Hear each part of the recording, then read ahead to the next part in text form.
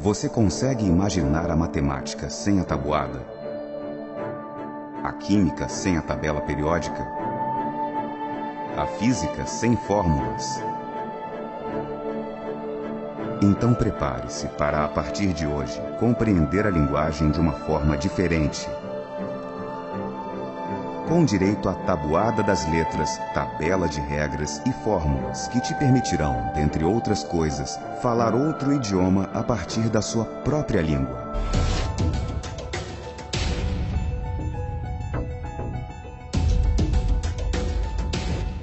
Se você está assistindo esse vídeo, então você é testemunha da mais nova revolução da linguagem humana.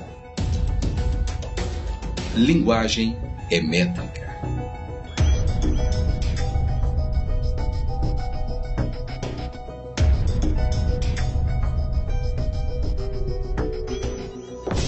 Nossa galáxia tem um diâmetro aproximado de 100.000 anos-luz, o que não nos livra de sermos diariamente bombardeados por meteoroides, que em sua grande maioria se vaporizam antes de se tornarem meteorito e entrarem em contato com o nosso solo. Esse meteoroide, por exemplo, vai se chocar com a Terra em poucos segundos.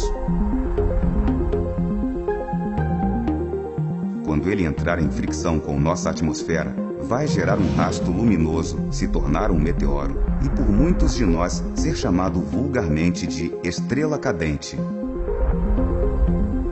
A compreensão de que estrelas cadentes são na verdade meteoros foi o que permitiu a evolução dos estudos acerca desses fenômenos no céu.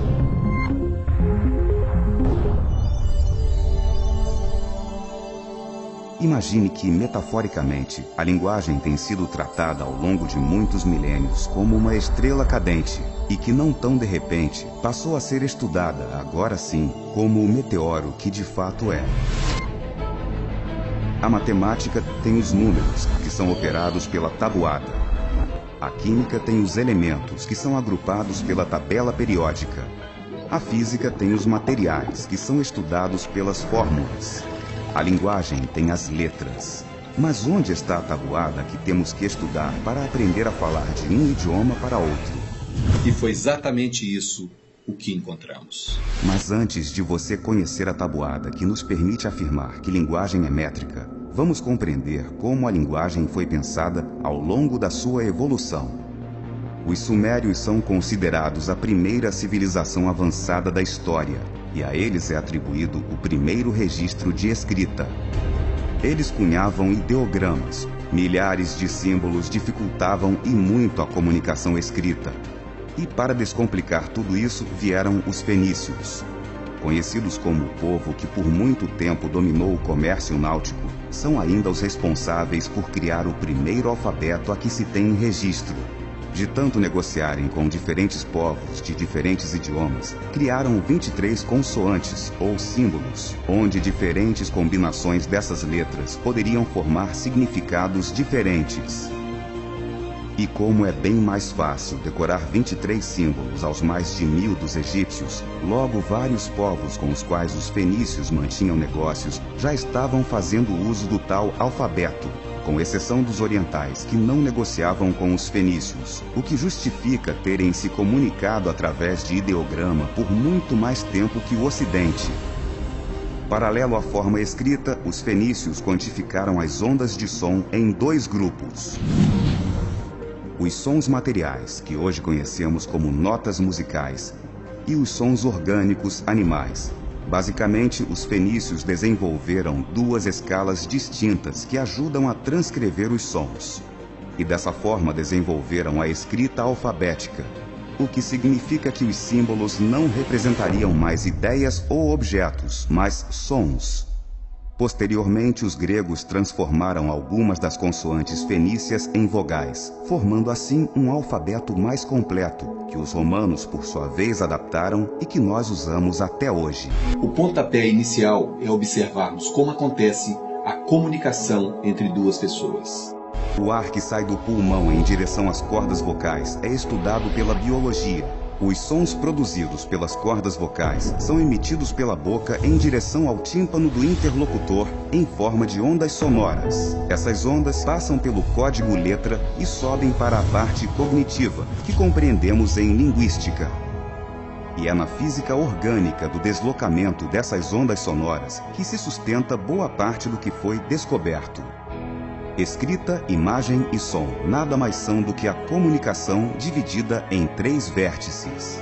Lembrando que, segundo o Teorema de Pitágoras, tudo na vida é sustentado por 3 vértices. Imagine que a distância da escrita até a imagem e da imagem até o som é o que nos permite calcular a maior distância desse triângulo reto, que é justamente a distância entre o som e a escrita. Essa distância maior entre o som e a escrita é a hipotenusa base de toda essa pesquisa. Quando nós convertemos a comunicação em tecnologia, por exemplo, podemos dizer que a escrita é equivalente a DOS, que a imagem começou com a Windows, seguida pela iOS, Android, entre outras. Mas e o som? O que seria o som em programação? Talvez você não compreenda o gigantismo escondido nessa questão. Mas a resposta para essa pergunta é a mesma para uma outra. Porque ainda não existe um tradutor simultâneo que facilite a comunicação entre diferentes povos? A resposta é simples. Estão tentando decodificar a palavra, quando deveriam decodificar o som. Grandes empresas como a Microsoft, a Apple ou a Google já dominam a escrita e a imagem. Quantos benefícios você teria se alguma delas, por exemplo, dominasse também o som?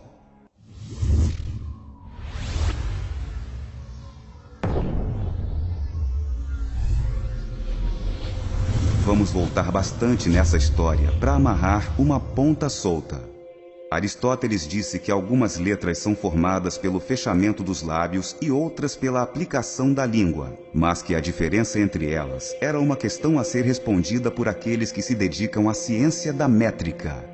Voltando um pouco mais, vale lembrar que Pitágoras acreditava que toda a realidade era regida por números. Contudo, não se encontrou matemática aplicada, por exemplo, na história ou na biologia. Mas é possível medir o fato na linha do tempo, e medida é métrica. Assim como é possível contar a quantidade de hemácias de um indivíduo. Quantidade é medida, medida é métrica. O que sugere que, na verdade, Pitágoras não disse que tudo era matemática, mas sim que tudo era métrica. O linguista estadunidense Chomsky chegou bem perto ao afirmar que há propriedades matemáticas em linguagens formais. A equação correta é: as propriedades matemáticas nos sons das linguagens formais. O que foi descoberto nos permite dizer que o que difere os povos é basicamente a forma de ver o som escrito. Mas como isso funciona? Essa equação permite decodificar o algoritmo de alguns dos maiores mistérios da humanidade, como por exemplo a Pedra de Roseta e o manuscrito de Voynich. Essa é a tabuada do inglês para o português, com 10 sons e 10 exceções. Da mesma forma, a tabuada do português para o inglês contém 10 sons e 10 exceções. O que difere as tabelas de uma língua para outra é a forma como cada povo enxerga o som escrito. E isso tudo representa apenas 5% do que foi descoberto. Isso não é ficção, é realidade.